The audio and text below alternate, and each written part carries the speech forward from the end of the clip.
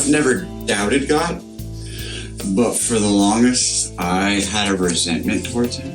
And it wasn't because I lost my mom, it wasn't because I lost my dad, it's because when I was in my mid-20s, I was in a relationship with the love of my life, and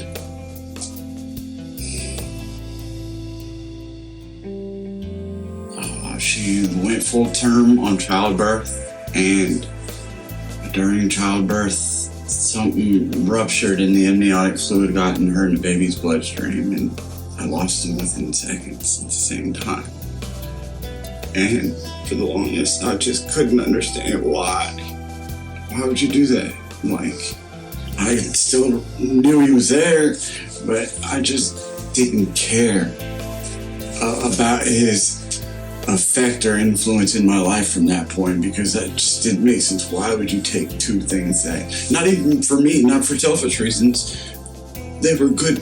I mean, the baby's innocent by all means, but Rose was a good person, genuine. She was everything I'm not, put it like that. I asked my sponsor, I said, well, what do I do if I resent God? Well, I can't seem to let go of it. And he's like, well, and I told him why.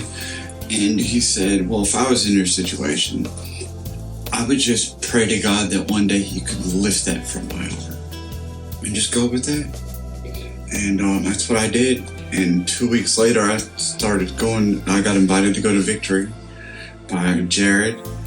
And from the first moment I walked inside the doors at Victory, everything I had been trying to obtain in my life to be successful and reduce the statistical amount of recidivism started manifesting. Within a month, I got my license for the first time in my life. A few months later, I got my first car. I graduated treatment. I got Gideon. I got my hearing aids at that time. Everything I had been like, this is gonna happen, just started manifesting. I think the biggest connection I had was when I got diagnosed earlier this year with my tumor. And because I've seen a lot of death, whether it's immediate family in prison or just people I come in contact with going door to door for a living for 15 years. It just, one thing I never saw was anybody say, thank you, God, for their sickness. And I started thinking about that. And then when I walked into the waters, when Montana baptized me, it hit me to not ask God to heal me, but to let it serve a purpose if I'm not going to be healed. And then my little PS to God was, at least let me know what that purpose is before you take me.